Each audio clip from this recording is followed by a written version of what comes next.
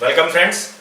Today we will start chapter number 4 of NCERT class 11 maths book, that is Principle of Mathematical Induction. तो इसमें हम ज़्यादा इधर उधर की बात नहीं करेंगे, सिर्फ मुद्दे की बात करेंगे।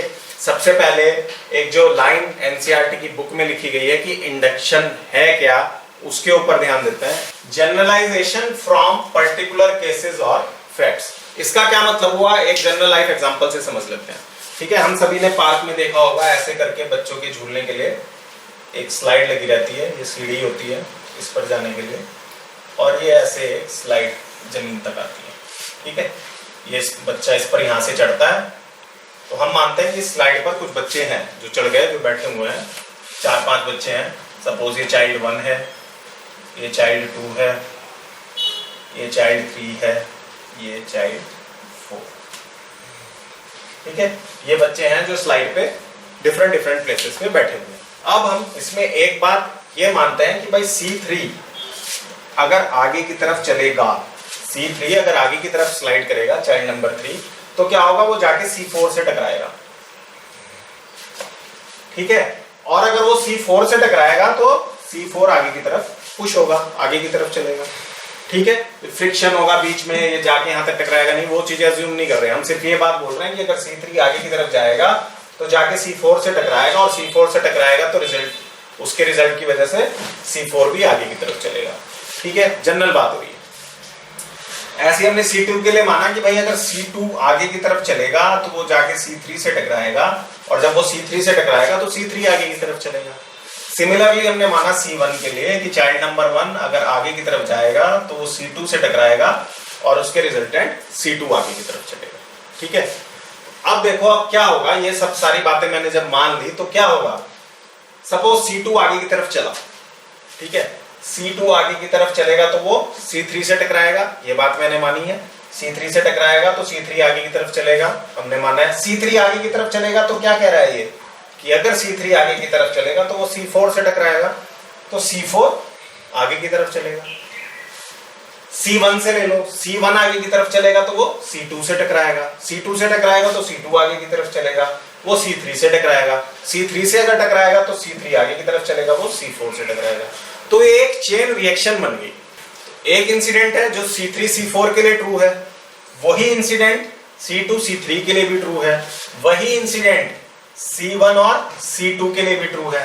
तो मैं क्या ये बोल सकता हूं कि ये एक चेन रिएक्शन बन गई, और मैं अल्टीमेटली ये कह सकता हूं कि वो इंसिडेंट इस स्लाइड पे बैठे हुए सारे बच्चों के लिए ट्रू है, चाहे इस स्लाइड पे 15 बच्चे बैठे हैं, चाहे 20 बैठे हैं, चाहे 60 बैठे हैं, चाहे 100 बैठे हैं। तो यहां अगर मैं ब्रॉडर व्यू में देखूं तो मैंने क्या किया, मैंने कुछ पर्टिकुलर केसेस और फैक्ट्स लिए।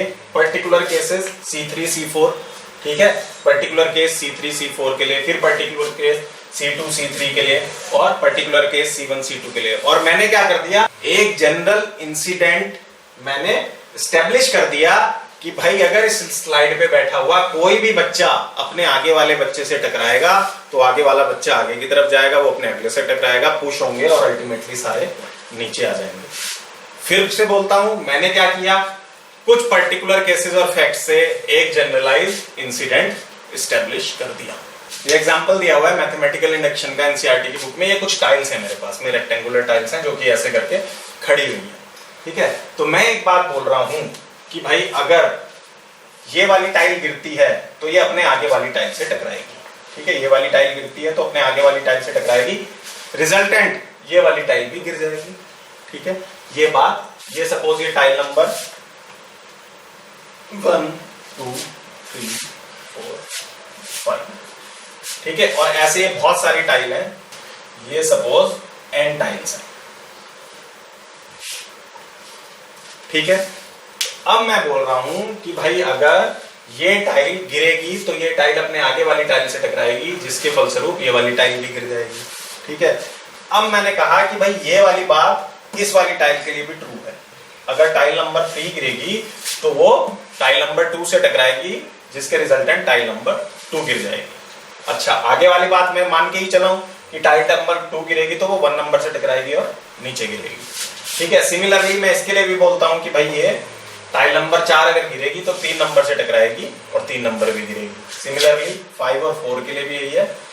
ठीक है, तो मैं कुछ पर्टिकुलर केसेस से शुरू हुआ कि भाई ये टाइल गिरेगी तो आगे वाली से टकराएगी और ये भी गिरेगी, चलता रहा और ये n कोई nth टाइल है, कोई जनरल टाइल है, उसके लिए भी ये बात ट्रू हो गई कि अगर nth टाइल गिरेगी तो वो n-1th टाइल से टकराएगी, जिसके रिजल्ट में n-1 टाइल भी आगे गिरेगी। तो ये क्या हो गया, अल्टीमेटली एक चेन रिएक्शन हो गई। बीच में से सपोज इतनी है, तीसरी टाइल गिरेगी तो वो 2 से टकराएगी, 2 गिरेगी तो वो 1 से टकराएगी, गिर जाएंगी। 5 से शुरू करो, 5 गिरेगी तो वो 4 से टकराएगी, 4 गिरेगी तो 3 से टकराएगी, 3 गिरेगी तो 2 से टकराएगी, 2 गिरेगी तो 1 से टकराएगी, ये गिरेगी। तो यानी अगर nth टाइल है वो गिरेगी तो ये जितनी सीरीज में सारी टाइलें रखी हुई हैं ये सारी गिर जाएंगी।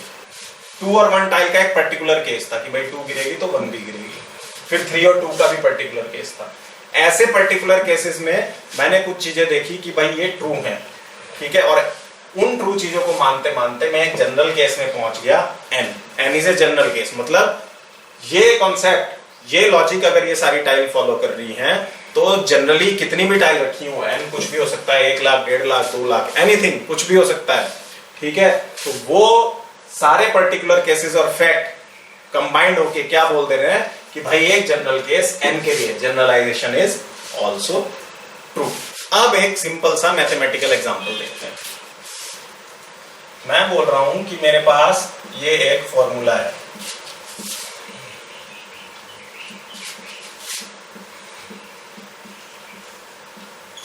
मैं कह रहा हूं कि भाई फर्स्ट n नेचुरल नंबर का जो सम है वो होता है n इंटू n प्लस 1/2। इसको मुझे प्रूव करना है मैथमेटिकल इंडक्शन से, ठीक है। ये फॉर्मूला आ गया, ये जो प्रैक्टिकली सम है n नेचुरल नंबर ये वो है। अब मुझे मैथमेटिकल इंडक्शन से प्रूव करना है। इंडक्शन मैंने क्या बोला है कि पर्टिकुलर केसेस और फैक्ट्स से जनरलाइजेशन करना है, कुछ पर्टिकुलर केस लेने हैं, उनसे दिखा देना है कि इन जनरल फॉर्मूला ट्रू है। क्या करूंगा, ये n नेचुरल नंबर है, पहले मैं बोलता हूं for n is equals to 1, यानी कि अगर मेरे पास एक ही नेचुरल नंबर है तो ये फॉर्मूला वैलिड है कि नहीं।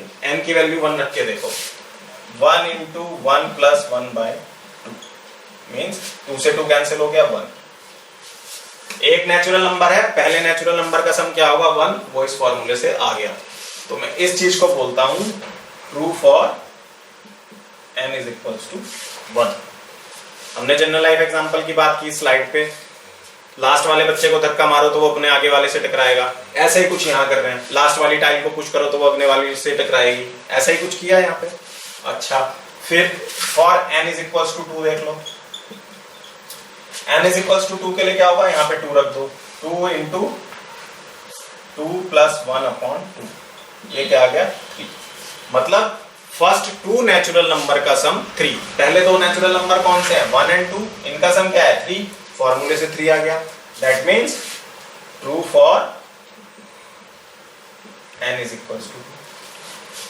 हमने क्या किया, जो हमारा स्लाइड वाला एग्जांपल था उसमें लास्ट से एक और ऊपर वाले बच्चे पर चले गए, हमने बोला ये टकराएगा आगे, ये फिसलेगा तो आगे वाले से टकराएगा, उसके रिजल्ट में आगे वाला भी टकराएगा। या जो टाइल थी जो लास्ट से 3rd नंबर पे रखी हुई थी उसको मारा, वो गिरी तो उसके आगे वाली भी गिरी और उसके आगे वाली भी गिरी।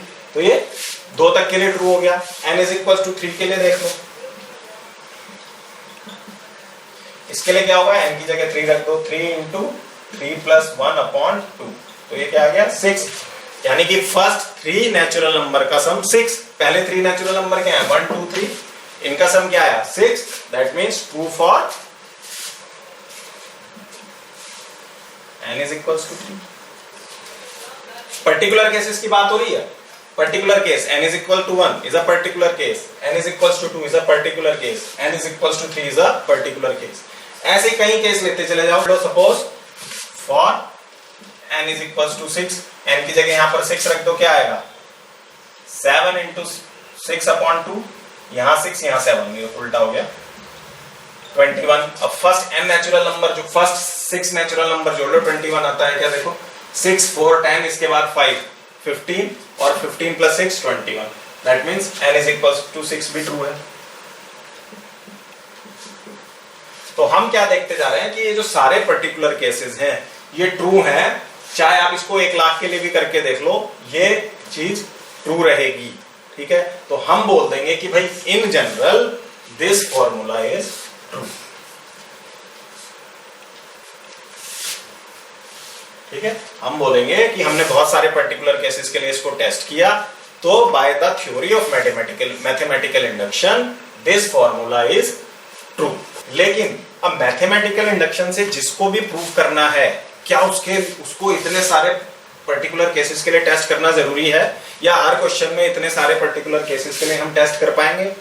बिल्कुल नहीं कर पाएंगे। और कितने पर्टिकुलर केसेस के लिए टेस्ट करें ये एस्टेब्लिश करने के लिए कि भाई ये फॉर्मूला किसी भी जनरल केस के लिए ट्रू है। ठीक है, तो इसका एक तरीका क्या निकाला, इसका एक तरीका ये निकाला मैथमेटिशियंस ने। उन्होंने कहा कि भाई आप ये बोल दो, पहले तो ये दिखा दो कि n इज इक्वल्स टू 1 के लिए ट्रू है। अभी हम डिटेल में बात करेंगे इसके बारे में, मैं सिर्फ आइडिया दे रहा हूं आपको। उन्होंने बोला कि पहले एक पर्टिकुलर केस ले लो n इज इक्वल्स टू 1, और ये दिखा दो कि जो भी फॉर्मूला, जो भी स्टेटमेंट आपको दिया गया है वो n इज इक्वल्स टू 1 के लिए ट्रू है। ठीक है, उसके बाद आप एज्यूम कर लो कि given formula n is equals to k के लिए ट्रू है। ठीक है, n is equals to k कुछ भी हो सकता है। जैसे ये वाला एग्जांपल लिया तो इसमें 1 से लेके n तक k कुछ भी हो सकता है, एनी टर्म 7, 8, 9, 1 लाख n कुछ भी। उसके बाद इस चीज को फॉलो करते हुए आप ये प्रूव कर दो कि n is equals to k plus 1 के लिए भी ट्रू है। k प्लस 1 क्या हुआ? Chain reaction. आप ये मान लो कि n is equals to k true है, और इस चीज का यूज करते हुए ये दिखा दो कि given formula n is equals to k plus 1 के लिए भी ट्रू है। एक चेन रिएक्शन आपने स्टैब्लिश कर दी कि अगर k ट्रू है तो k प्लस 1 भी ट्रू है। अल्टीमेटली आप क्या प्रूव कर रहे थे कि 1 ट्रू है, फिर आपने बोला 1 प्लस 1 2 भी ट्रू है, फिर आपने बोला 2 प्लस 1 3 भी ट्रू है। इस एग्जांपल में किया था ना अभी। फिर आपने बोला 3 प्लस 1 4 भी ट्रू है, और आप ऐसे ऐसे करते चले गए। तो हमने n की वैल्यू सारे पर्टिकुलर केसेस में ना रखते हुए कोई एक पर्टिकुलर केस मान लिया n is equals to k, उसको माना वो ट्रू है, और ये दिखा दिया कि उस पर्टिकुलर केस से अगले वाला भी ट्रू है। ये चेन रिएक्शन एस्टेब्लिश हो गई, और हमने ये एस्टेब्लिश कर दिया कि फ्रॉम पर्टिकुलर केसेस कोई भी गिवन स्टेटमेंट या फॉर्मूला जनरल केस के लिए ट्रू है। अब आ जाते हैं प्रॉपर प्रोसीजर पर कि हमें मैथमेटिकल इंडक्शन के क्वेश्चन में अप्रोच कैसे करना है, उनको प्रूव कैसे करना है। इसको चाहो तो इस एल्गोरिथम को, इस प्रोसीजर को आप लिख भी सकते हो। ठीक है, let there be a given statement Pn involving natural number n। लिख लो, लिखना है तो आपको जो भी स्टेटमेंट दिया गया है उसको Pn मान लो। n belongs to natural number, वो स्टेटमेंट नेचुरल नंबर इन्वॉल्व है उस स्टेटमेंट में, इसलिए हम उस स्टेटमेंट को बोल रहे हैं Pn। ठीक है, पहला स्टेप हुआ statement is true for n is equals to 1। उस स्टेटमेंट को Pn मानो और ये दिखा दो कि the statement is true for n is equals to 1, that is P1 is true. Pn है, n के लिए n है, जब आपने n इज इक्वल्स टू 1 रख दिया तो स्टेटमेंट हो जाएगा P1। तो आप ये दिखा दो P1 इज ट्रू। यहां पे एक नोट लिख लो, एक इंपॉर्टेंट बात है नोट। अगर n आपका क्वेश्चन में दिया गया है कि एक के अलावा कहीं और से शुरू हो रहा है, सपोज बोल रहा है n is greater than equal to 5। ठीक है, क्वेश्चन में आपको बोल रहा है n is greater than equal to 5, तो फिर आप P1 प्रूव नहीं करोगे क्योंकि P1 यहां आएगा ही नहीं, आपका n greater than equal to 5 है। तो ये फर्स्ट स्टेप चेंज हो जाएगा, change first step to P5। ठीक है, अगर आपको n is greater than equal to 5 बोल दिया, 4 बोल दिया, 6 बोल दिया, कुछ भी बोल दिया, तो आपका जो P1 है that will change into P5। तो फर्स्ट स्टेप में आप क्या शो करोगे कि statement is true for n is equals to 5, that is P5 is true. यहां पे बोला n is greater than 5, n natural number है, natural number greater than 5 is 6, तो आप बोलोगे फर्स्ट स्टेप को किस में चेंज कर दूं मैं, P6 में। तो आप यहां क्या शो करोगे, आप शो करोगे statement is true for n is equals to 6, that is P6 is true. ठीक है, तो ये इंपॉर्टेंट बात याद रखनी है। अगर n के बारे में कुछ नहीं बोला जा रहा तो 1 से स्टार्ट करो। अगर क्वेश्चन में n के लिए कुछ कंडीशन दे दी तो n जहां से शुरू हो रहा है उस चीज के लिए स्टेटमेंट को ट्रू प्रूफ करोगे। 1 हमने क्यों लिया? क्योंकि हमने बोला n नेचुरल नंबर को बिलोंग कर रहा है और पहला नेचुरल नंबर क्या है? 1। ठीक है, ये बात इंपॉर्टेंट है। उसके बाद second, let statement be true for n is equals to k where k is some positive integer। हमने ये माना कि जो स्टेटमेंट है वो n is equals to k, k क्या है? Some positive integer. Positive integer अपने आप में क्या हुए? Natural number. तो हमने माना कि जो स्टेटमेंट है वो n is equals to k के लिए ट्रू है, ये हमने माना। Statement number 2 is assumption। Statement number 2 is assumption। ये ट्रू नहीं है, ये हमने माना। इसको आप क्या बोलते हो? स्टेटमेंट नंबर 2 को हम बोलते हैं inductive step. This is inductive step, जो हमने माना कि n is equals to k is true। Let us assume that statement is true for n is equals to k, that is pk is true for some integer, some positive integer k। ठीक है, ये अपने आप में true नहीं है, हमने माना कि ये ट्रू है। इसको आप बोलते हो इंडक्टिव हाइपोथेसिस।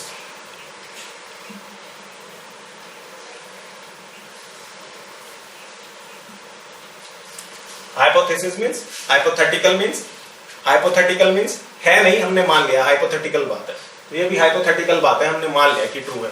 इसको मान के हमने स्टेप नंबर 3 दिखाना है कि भाई अगर ये ट्रू होता तो p के लिए +1 भी ट्रू है। हम एक चेन रिएक्शन एस्टेब्लिश कर देंगे कि ये ट्रू है तो इससे अगले वाला भी ट्रू है, उससे अगले वाला भी ट्रू है, उससे अगले वाला भी, दैट मींस जनरल सभी के लिए ट्रू है। तो step 2 is important, this is an assumption. Step 2 is also known as inductive step. Practically this is inductive hypothesis which says let the statement be true for n is equals to k where k is some positive integer। ये भी लिख लो, जैसे जैसे question करोगे ये step आपको समझ आएंगे कि इनमें हम कहना क्या चाह रहे हैं और इसमें करना क्या है। Third part, if statement true that is pk, pn था, फिर हमने p1 लिया, फिर जब k माना n is equals to k तो स्टेटमेंट बन गया pk। तो if statement 2 that is pk is true, अगर pk ट्रू है, अगर ट्रू है क्योंकि assumption है, प्रैक्टिकली हमने ये नहीं बोला वो ट्रू है, वो assumption है। अगर pk ट्रू है तो वो वी एस्टैब्लिश सेकंड स्टेटमेंट को यूज करते हैं, हम एस्टैब्लिश करते हैं कि pk +1 is also true. That means अगर pk ट्रू है तो pk +1 भी ट्रू है। तो ये अल्टीमेटली एक चेन रिएक्शन बन गई। k तो कुछ भी हो सकता है ना, ये ट्रू है तो इसके आगे वाले के लिए भी ट्रू है। अगर मैं k इसी को लेता, ये ट्रू होता तो इसके आगे वाले के लिए भी ट्रू है। अगर मैं इसके आगे वाले को ही k लेता, k को तो आप कुछ भी मान सकते हो, कुछ भी हो सकता है। ठीक है, तो k ट्रू है, k +1 ट्रू है, दैट मींस जो चेन रिएक्शन एस्टैब्लिश हुई वो पूरी ट्रू है। Hence then the statement pn is true for all natural numbers n। Clear? केवल 4 स्टेप हैं।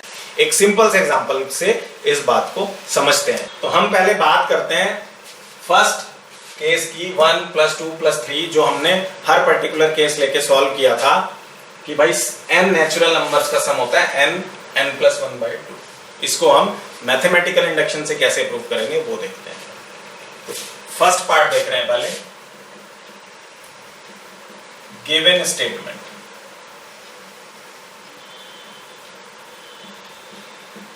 गिवन स्टेटमेंट क्या हुआ?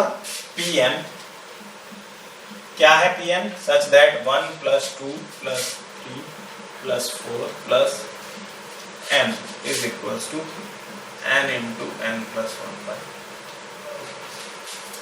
ये हमारा गिवन स्टेटमेंट है, इसको हमने लिख लिया Pn। हमने एल्गोरिथम पढ़ा था, उसमें क्या था? Let there be a given statement Pn which is true for all natural numbers, जो हमें प्रूव करना था। ये पहली बात हो गई। फिर हमने फर्स्ट स्टेप पढ़ा था, बेसिक स्टेप क्या पढ़ा था हमने? For n is equals to 1। यहां पे for all natural number greater than equal to 1 की बात कर रहे हैं। ठीक है, तो for n is equals to 1 p1 such that 1 p1 क्या होगा? 1 यहां पे 1 ही रहेगा, n के लिए n तक आ रहा है तो 1 के लिए 1 आएगा, और वहां क्या हो जाएगा? Is equals to 1 × 1 + 1 by 2 is equals to 1, that is P1 is 2। ये हमारा पहला स्टेप था, बेसिक स्टेप, कि भाई n इज इक्वल्स टू 1 के लिए प्रूव करो कि P1 इज ट्रू।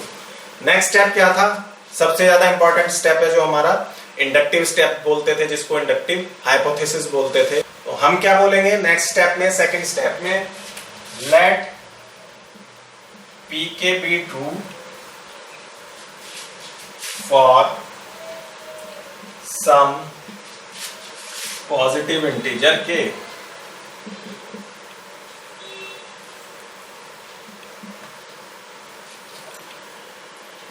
यहां लिखो that is Pk such that, अब जहां जहां पे n है वहां पे k रख दो, simple. 1 + 2 + 3 + k is equals to k into k + 1/2। इसको मान लो इक्वेशन नंबर 1। हमने ये मान लिया कि ये चीज ट्रू है। तो अब Pk + 1 की बात आई, we shall now prove that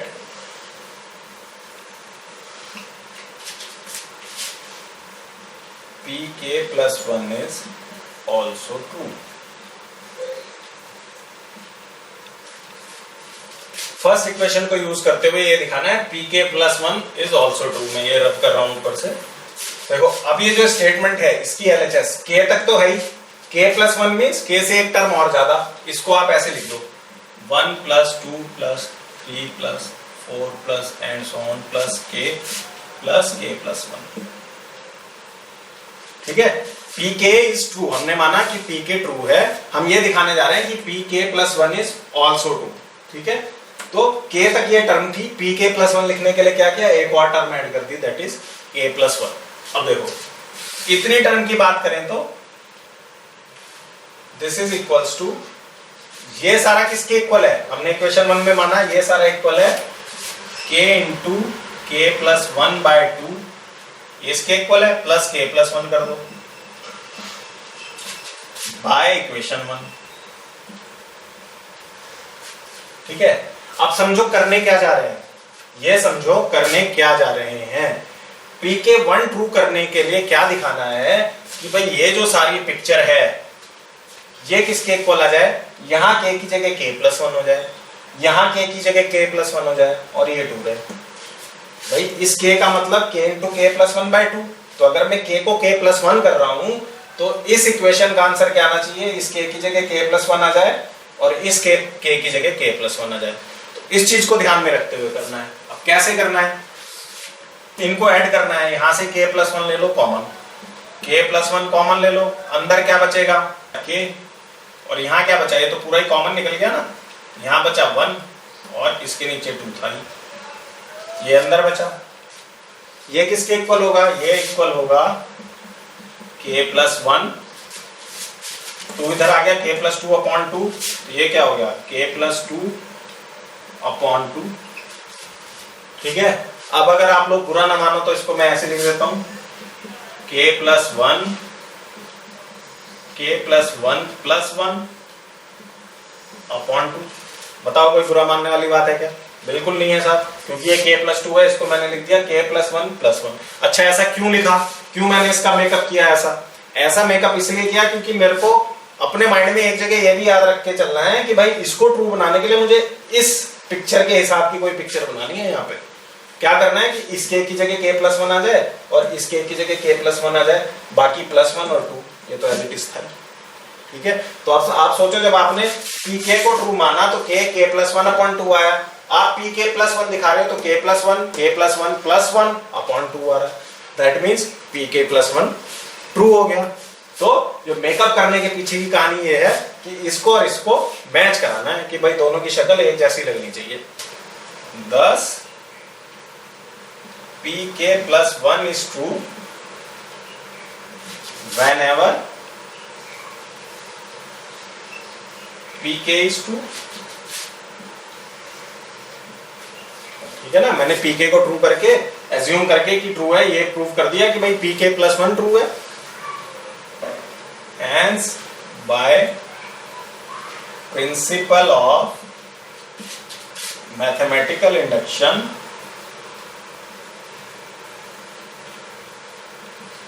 लिखने का काम बहुत कराता है मैथमेटिकल इंडक्शन, है ना। Hence by principle of mathematical induction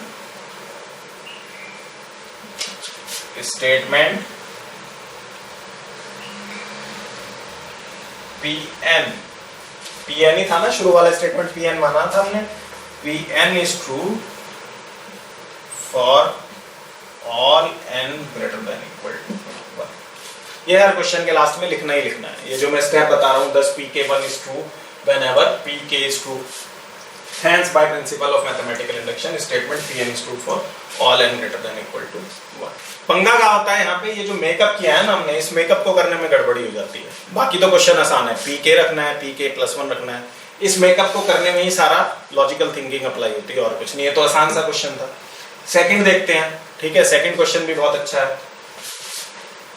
अच्छा, साथ ही साथ एक चीज और बताता चलता हूँ, ये चीज आप याद भी रखो, ये चीज आपको डायरेक्ट याद भी रखनी है। आगे जब एनसीईआरटी की बुक में भी प्रोग्रेस करोगे या कंपटीशन की तैयारी करोगे तो ये फॉर्मूले डायरेक्टली यूज हो जाते हैं कि फर्स्ट n नेचुरल नंबर का सम n into n+1/2, और ये सेकंड फॉर्मूला क्या कह रहा है कि फर्स्ट n ऑड नंबर, देखो ये सारे ऑड नंबर है 1 3 5 7, nth ऑड नंबर 2n-1, ठीक है। सेकंड ऑड नंबर क्या आया 3, 2n-1, 2 into 2 4-1 3। Third odd number क्या आया 5, 2n-1 6-1 5। तो nth ऑड नंबर क्या आया 2n-1, ठीक है। तो n ऑड नंबर का सम इज n²। ये हमें मैथमेटिकल इंडक्शन से प्रूव करना है, तो करते हैं। That Pn such that 1 + 3 + 5 + and so on plus 2n-1 is equals to n², ठीक है। सेकंड स्टेप क्या था, for n is equals to 1। भाई देखो यहाँ पे n greater than equal to 1 दिया हुआ है। क्वेश्चन करते हुए इस तरफ जरा सी नजर फेर लिया करो कि भाई n की वैल्यू क्या दे रखी है। यूजुअली 1 से ही शुरू होता है, बट किसी क्वेश्चन में एग्जामिनर चालाकी कर सकता है आपके साथ में ना, तो जरा सा एक फ्रैक्शन ऑफ सेकंड के लिए देख लो कि भाई n की वैल्यू कहां से स्टार्ट करनी है। तो for n is equals to 1 P1 such that 1 ही आएगा, 1 is equals to यहाँ पे 1 रख दो, 1² बराबर 1। That means P1 is true। ये तो बड़े आराम से हो जाता है, P1 is true। इससे अगला स्टेप भी बहुत आराम से हो जाता है। Let Pk is true where k is some positive integer। अच्छा, इसको आप नेचुरल नंबर भी बोल सकते हो, positive integer is natural number. आप ये भी बोल सकते हो where k is some natural number, उसमें भी कोई गलती नहीं है। तो यहां से क्या हो गया, Pk क्या आया आपका 1 + 3 + 5 प्लस जहां जहां है वहां k रख दो and so on plus 2k-1 is equals to k²। ये हमने इक्वेशन नंबर 1 मान। आगे फिर क्या कहानी लिखेंगे, we shall now prove that Pk+1 is true whenever Pk is true, ठीक है। Pk+1 के लिए क्या लिखोगे, मैंने क्या बताया था आपको, ये तो एज इट इज लिख लो, k तक की टर्म्स हैं। तो Pk+1 के लिए आप लिखोगे 1 + 3 + 5 + 2k-1, ठीक है, प्लस ये तो k तक की टर्म्स आ गई आपकी। नेक्स्ट टर्म लिख लो k+1। कैसे लिखोगे, इसकी जगह क्या रख दो k+1, 2k+2 -1, 2k+2 -1, तो ये आ गया 2k+1। अब ये इक्वल टू, हम ये मान के चले हैं कि हम क्या प्रूव करने जा रहे हैं कि Pk+1 इज ट्रू।